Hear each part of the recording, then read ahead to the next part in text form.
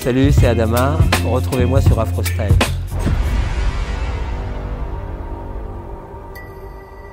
Tu touches à un cheveu de mon fils, je te tue. Tu veux ton fils? Viens le chercher. Alors là, je tourne dans un thriller d'une série. On appelle ça des mini-séries. Maintenant, c'est un thriller qui est assez. J'ai un rôle très ambigu, très silencieux. Et ça, c'est encore un bonheur, quoi. C'est assez incroyable, quoi. Je suis un peu les yeux de cette histoire. Je peux pas en dire plus parce qu'il y a plein de rebondissements, mais c'est très très jouissif.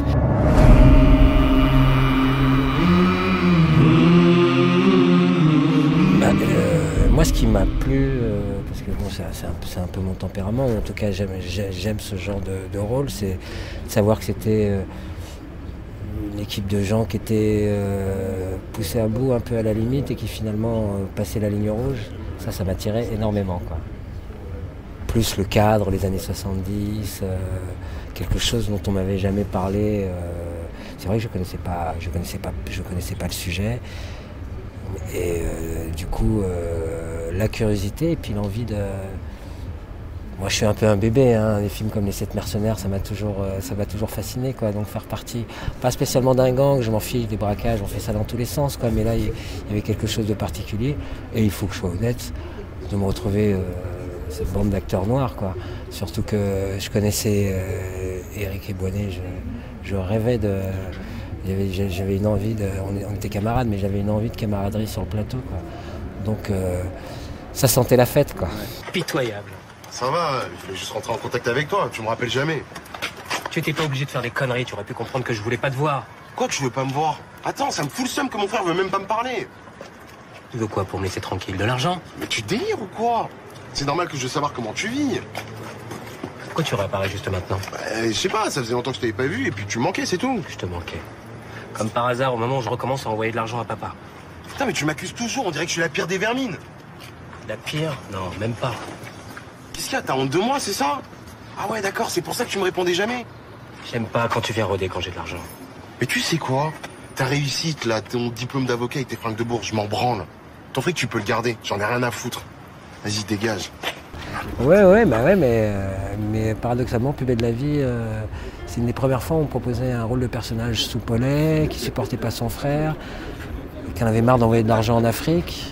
Donc il y a des surprises comme ça. Alors après, bon, il y a le problème de la faisabilité et tout ça, mais ça a fait partie de mon parcours et puis il faut bosser, quoi.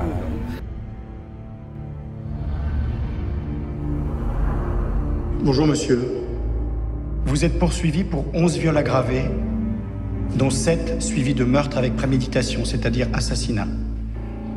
Vous encourez la peine de réclusion à perpétuité.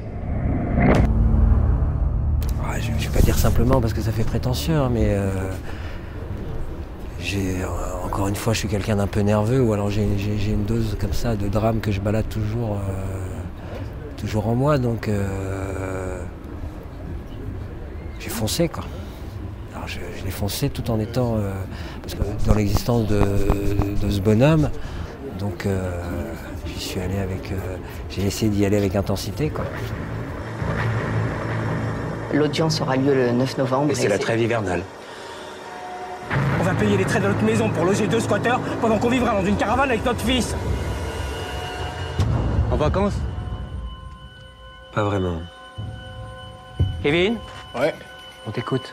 Si vous faites voler, si vous êtes un faible. J'ai pas envie. Je pense que t'es une victime. Parce que t'as décidé de l'être. Dis que c'est chez toi.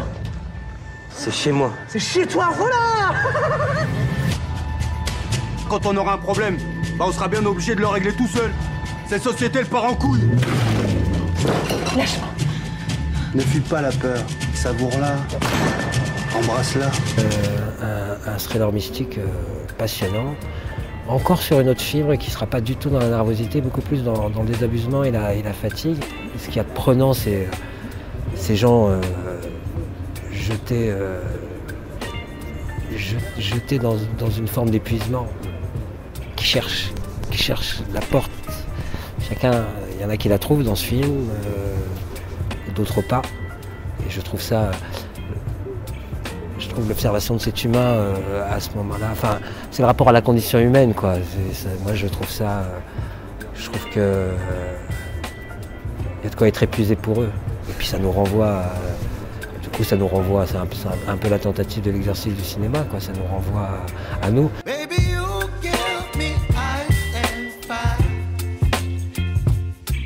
Me wind and rain, you're some kind of butterfly.